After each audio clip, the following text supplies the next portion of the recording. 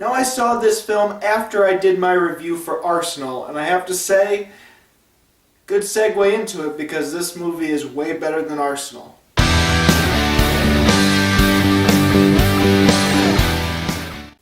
So I gotta tell you, I did not know anything about Sleepless until the day it came out, when a bunch of other films came out with it. I believe Monster Trucks was the same week, The Bye Bye Man was the same week, and Patriots Day. And I was looking at Sleepless and I'm like, what is that? So I saw the trailer and it looked pretty exciting, and so eventually I went and saw it, and I have to say I had a good time. But let's get into that a little bit later. Let's actually get into what this movie's about. Sleepless is an action movie or thriller, crime drama, whichever you want to call it. And it stars Jamie Foxx as this either undercover cop or possibly a corrupt cop. I won't tell you which one he is because that's a little bit of the fun when it comes towards the middle and the end of the film on whether he's a corrupt cop or whether he's an undercover cop pretending to be a corrupt cop. But then again, as I think about it, there is one clue that gives it away.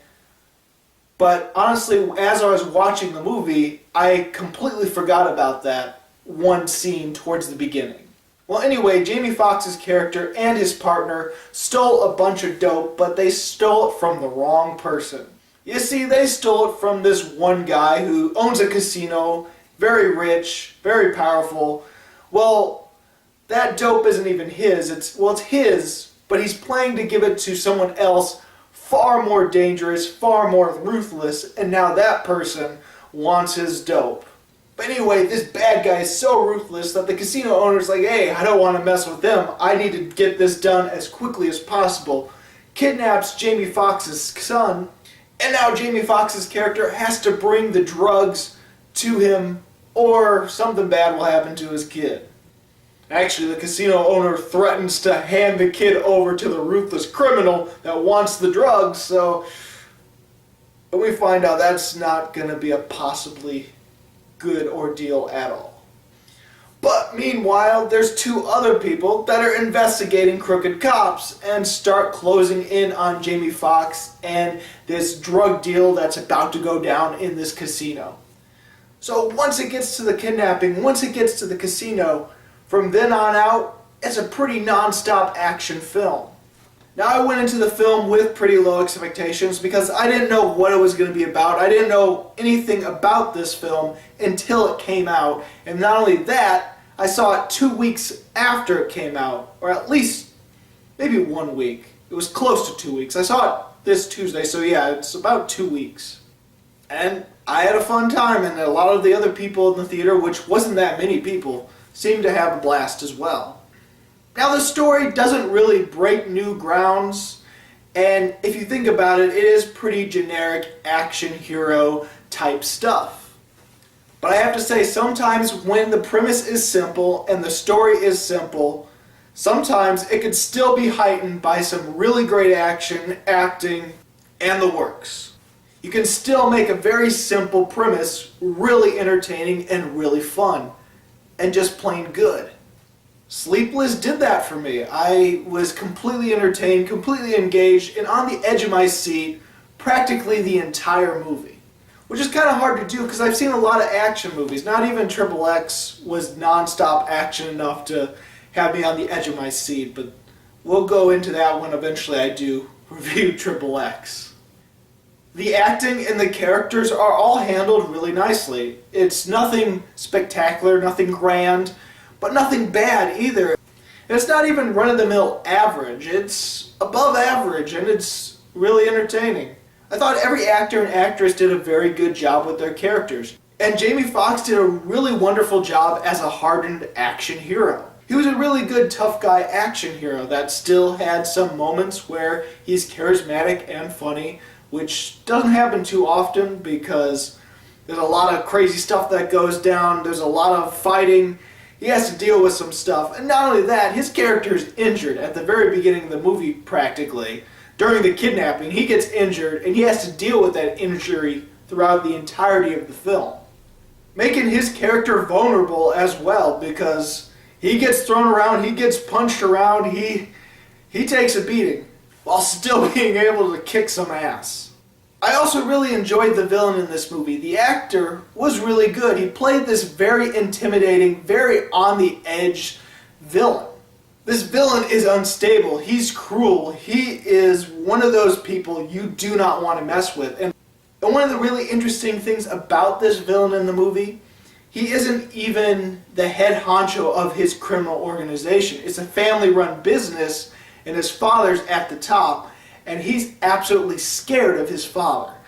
And the fact that this guy is so ruthless and so unstable in this movie and scared of someone else that we never even see makes me really intimidated by the person we don't even see, because if this ruthless motherfucker is scared of his father, then what the heck is his father like? I also thought the teenager that gets kidnapped in this film was good. Octavius J. Johnson, I believe his name is. Because here I thought he was going to get kidnapped and he was going to stay kidnapped throughout the entirety of the film until the end, until the climax.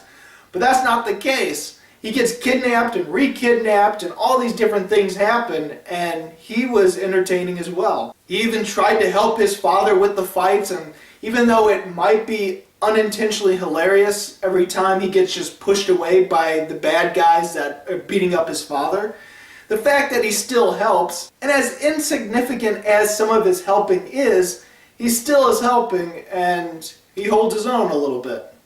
And the two investigators trying to find the leak in the police department, the corrupt cop, they were both entertaining as well. The lead investigator is played by, and I have to say her character can get a little bit over-obsessive.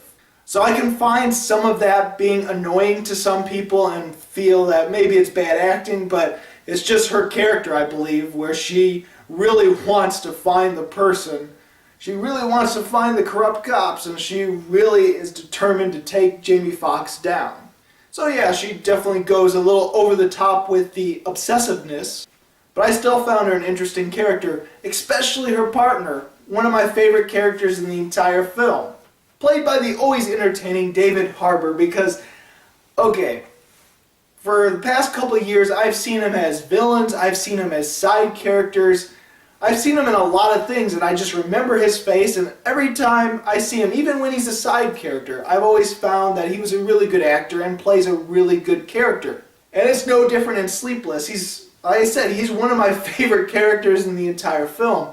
I won't go into spoilers, but I just gotta say that last half of him and the first half of him, it's almost like he plays two different roles completely. And as simple as the premise is, there is some complexity to it. There's a bunch of different forces all converging into this one casino, all with different motivations, many of them trying to stop other people trying to get past other people, and all these crazy stuff happening. I mean, there's the investigators trying to investigate Jamie Foxx, trying to stop the drug deal. You got Jamie Foxx that has to give the drugs to the drug dealers to get his son, trying to get his son safely.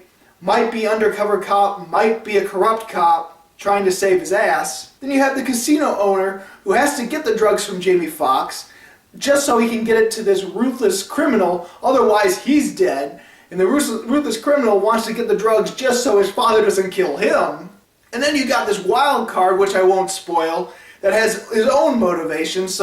So there's a lot of crazy stuff in it, but it never got too complex to the point of confusing and just over the top and just convoluted.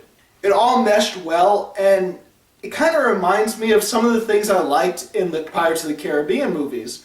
And don't get me wrong, very different movies, but one of the aspects of Pirates of the Caribbean that I always loved was that there's a bunch of different pirates with different motivations, a lot of backstabbing going on, a lot of different things happening where you don't know who to trust and who's going to side with who in any given situation. It never got that crazy, but Sleepless comes really close. And the action scenes were handled really well. There isn't anything that is new, nothing spectacular, and if you think about it, it is pretty generic, but it's just a step above generic for me, just a step above average for me, where I did enjoy it. And compared to Arsenal, which is a rated R film, and Sleepless, which is a rated R film, Sleepless does the action, the blood, all realistically enough that it is way better than Arsenal. Arsenal gets over the top and cartoony. Sleepless stays in a more realistic tone, despite it still being this over-the-top crazy action movie, or at least non-stop action movie. And you know what, it kind of reminds me of what Liam Neeson would be doing when he does an action film. Because it feels like one of those movies for Liam Neeson, but he decided maybe not to, or maybe it wasn't meant for him. But it feels like one of those action movies, like Non-Stop, or Run All Night, or Taken. If you like that kind of stuff, you might like Sleepless. Now, as far as the bad goes, there's only a few nitpicky things that I disliked about the movie. I felt the score of the movie, and I don't talk about this that often. I don't talk about the music in movies that often. So when it is distracting, when I do talk about it, it's usually really great or really bad. And for Sleepless, I found the music to be good. I found the score to be a good score, generic score, but good, but it does not fit this movie. When I kept hearing the score to the film, I thought I was supposed to be watching a horror film. It felt like generic horror film music that still is slightly good, but this is an action thriller and not even a horror or not even a really dark thriller, if I might add. So for me personally, I felt that the music just did not fit the movie. And there are a few really dumb decisions that characters make throughout the film. There are two really blaringly obvious ones that I just can't get out of my head. One of which is Jamie Foxx's character is in disguise, and he's in an elevator, and he's looking down because the one who opens when the elevator opens up is the person, one of the investigators, thinking he's a corrupt cop. And so he looks down and stays looking down because he's in disguise, and she doesn't notice him. Well, before the elevator doors close, he just looks up, looks at her directly, and she knows, oh, that's Jamie Foxx, I better chase him. Dude, you're supposed to be hiding, you're supposed to be in disguise. If you didn't look up, everything would have been fine. And I feel there's one really dumb decision made by Jamie Foxx's character's wife in the film. I think she's a nurse or a doctor or something. She works at a hospital. But anyway, he's been keeping the truth hidden from her this entire time. She keeps calling, wondering where the son is, wondering what he's doing, and he just keeps saying, oh, well, I've just got to find him, he's at a casino or whatnot, not telling her that he's kidnapped or whatnot. Eventually, she goes down to the casino towards the end of the movie, goes in the parking lot, just when the big climax is happening, and there's shootouts, and there's gas everywhere, and crazy stuff that I won't spoil too much. But you think, whoa, I'm hearing shooting, there's gas everywhere, smoke, I can't see. I'm going to get out of my car and help my husband even though I don't know where he is, where my son is, or what's going on. She does bring her gun, and ultimately she does matter at the action sequence, but it still feels like a really dumb, forced decision made by the character in order for a certain climax, a certain conflict to happen. And I have to say, the opening shot of the film really worried me because it was edited in a way that was choppy and just made it seem completely unnecessary. Like, it starts off with an establishing shot of the city they're in, which I think was Las Vegas. It seemed like it, but maybe I'm completely wrong.